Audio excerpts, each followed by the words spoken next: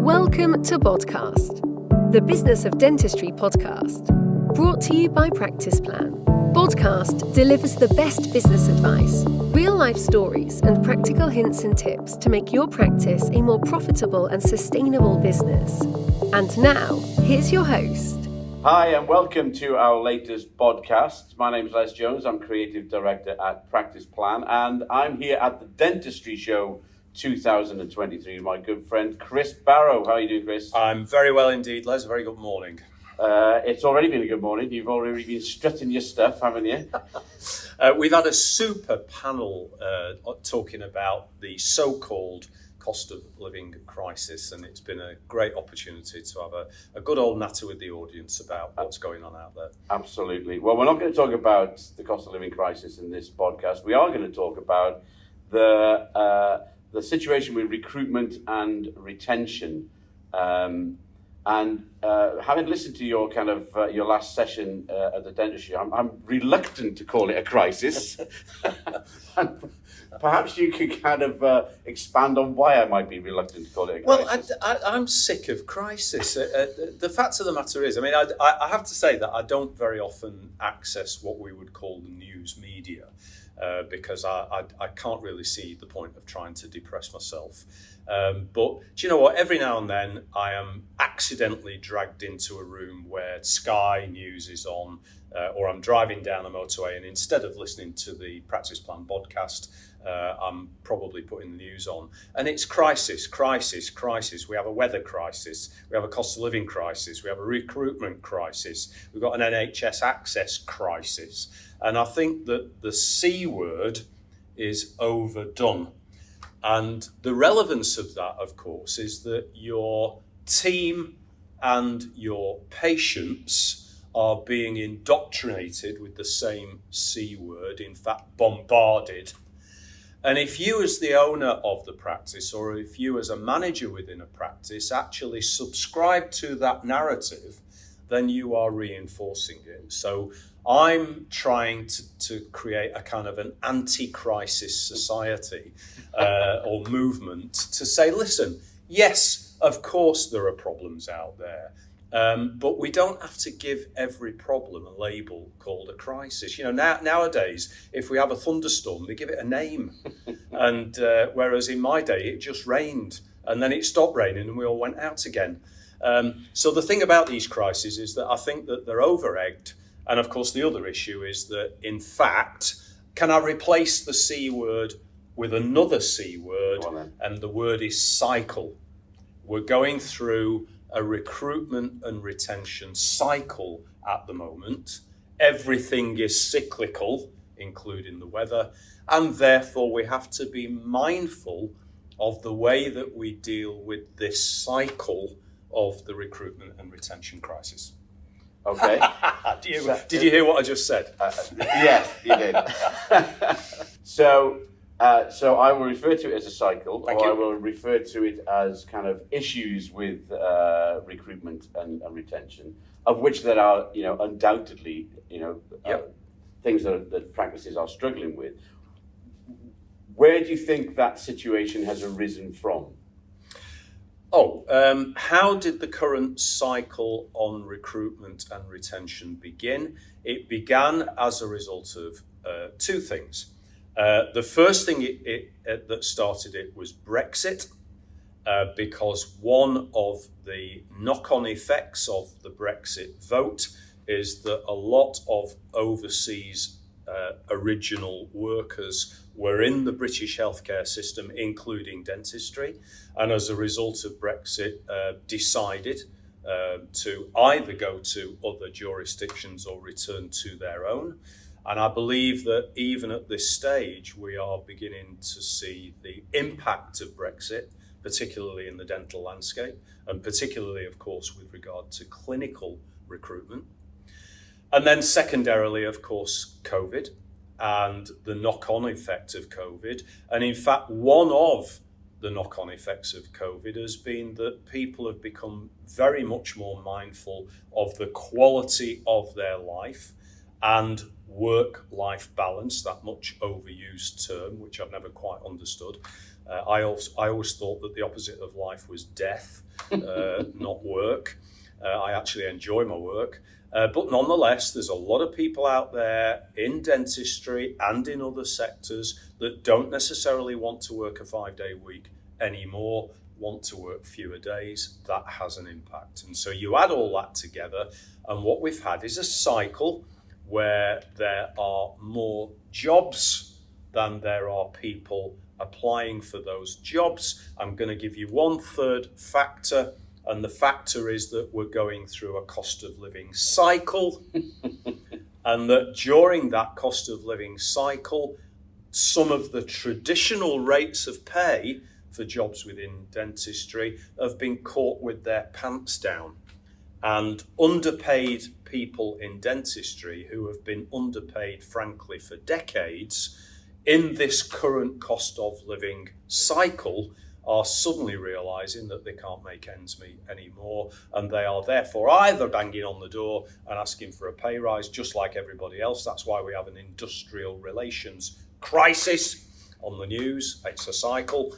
And so lots of people need a pay rise because they were traditionally, historically underpaid, and their cost of living has gone up. And so there's factor number 3. Brexit, COVID, and an increase in the cost of living. I would venture to add an extra one into the COVID thing as well, which is linked to pay also. But, you know, the situation where a lot of dental nurses who were suffering with wearing PPE and working in all those kind of conditions recognise that they could actually get a similar, if not better, hourly rate in much better conditions. Indeed. Outside of dentistry. There is hardly a staff room in dentistry that has not heard the phrase, "I could get paid the same doing this stacking shelves in Lidl's." And whenever I use that line in a workshop, I get nods of approval from the audience saying, yes, that's conversation that's gone on. So you're absolutely right to raise that factor. Yeah. So if we're in this cycle, that's what I was going to say. That's what I was going to say. If we're in this cycle, then presumably at some point the wheel will turn and things will start to get better. From your perspective, what is it that practices can do to actually start to A, retain their best people, and B, start to attract some good people into their practice? Great question. So let's look at the factors. The first observation I'm going to make, it is my belief that we are exiting this cycle as we make this recording. Mm-hmm. So in some respects, we might be about 3 to 6 months too late for this particular podcast. But then the good news is I am beginning across my own client base, for the first time in a year, I am beginning to have clients saying to me that we have put the feelers out for new team members or new clinicians, and that we are just beginning to get some attractive CVs that are appearing. So the narrative 3 months ago, 6 months ago, is that we're doing recruitment advertising, but, quote, nobody is replying to our adverts, close quote. I believe that is now beginning to change, and I believe that people are now looking for work. So that's observation number 1. Observation number 2, how do you create a place, an environment, a position that's worth working within? And I think there are 2 aspects to this. I think the first of them obviously is pay itself, and then the second one is environment. So let's very, very quickly talk about pay.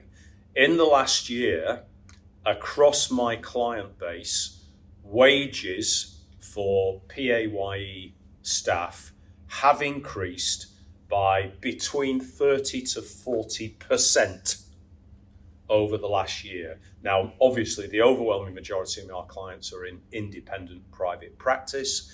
I feel a deep sense of sympathy for anybody that's running a practice which is primarily NHS. How the hell do you fund those pay rises? Frankly, I just don't know.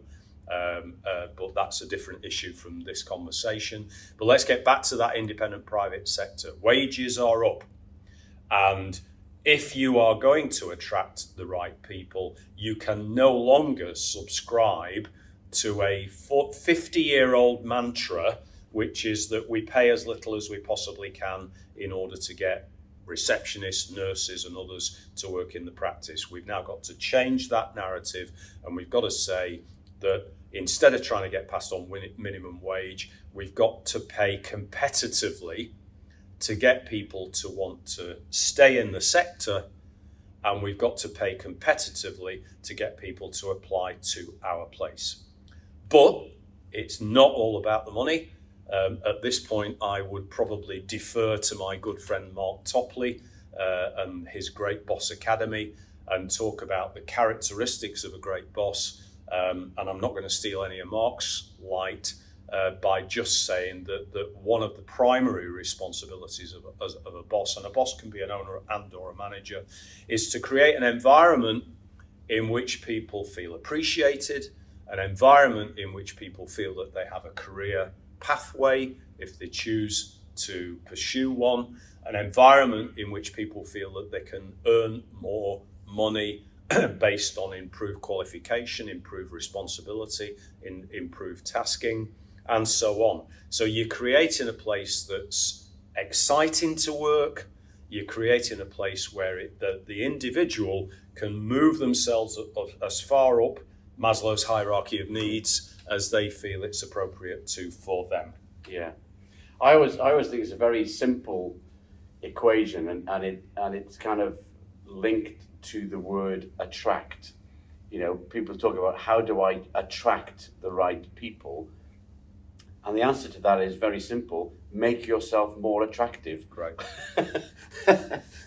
You know, in terms of all the things that you've talked about, isn't it? I think a lot of people perhaps a lot of practices in the past felt that actually just putting the job advert in was enough. Yeah. But now it's not. And there's a really interesting thing as you and I travel around and we visit dental practices either in workshop environments or we go and work in practice. One of the things about working in practice is that if I'm invited in to do a team training session, it takes me 20 seconds when I walk into a team room to determine it's almost like it's a vibration.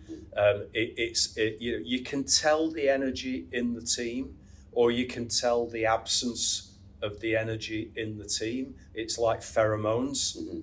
And so the responsibility of the managers and the leaders is to create that energy. And it's a group of people. Listen, work takes a lot of our lives, and we have to work very, very hard at it. And you know what? It's hard work to get up in the morning when the alarm goes off. And it's hard work to get the kids to school and walk the dog and make sure that the fridge is full, and then go and then turn up at a workplace and do your thing for 7 or 8 hours and go back and pick up the responsibilities of domestic life again. It's hard. And it's got to be worth it.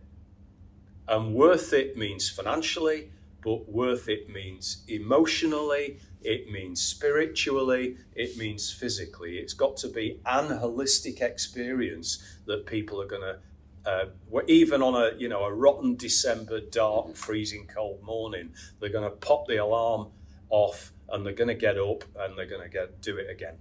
Yeah. Let's just talk about where you might look for new recruits coming into the practice, and is that something that should always be done from within the industry, or do you think for certain roles it's about looking outside of dentistry? Whenever I get this question from clients, how do I recruit is the question, and the answer I'm going to give you applies to both clinical and non-clinical team members. It applies to both payroll and self-employed clinicians.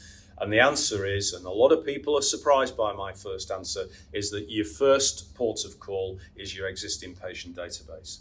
And the reason for that is because Professor Robin Dunbar has taught us that every human being in the planet is connected to 150 other people. It's called Dunbar's number. Go and look it up on Google or Wikipedia.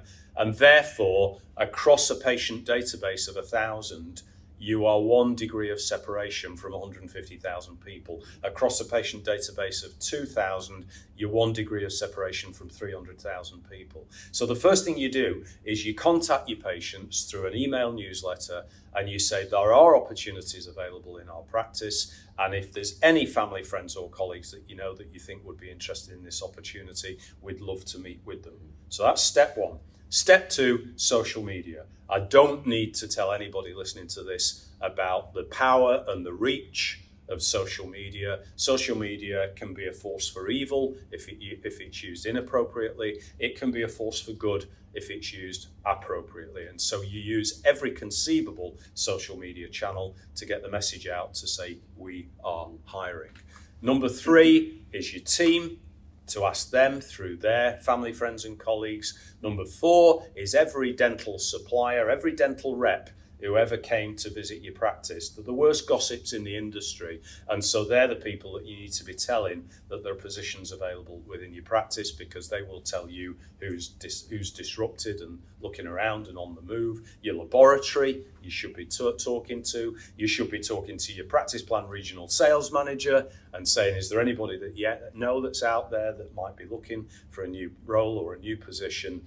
And what you'll realise is that I've gone all the way through that list, and I have not mentioned print media, and I have not mentioned recruitment advertising, because recruitment advertising is dead and has been replaced by a thing called recruitment networking. And that's how you hire people nowadays. You do not put an advert in the local free press or the BDA journal or anywhere else. What you do is you network digitally, and you network word of mouth, analog, face to face. I was going to ask you about print media, but I think you just fairly emphatically answered that question.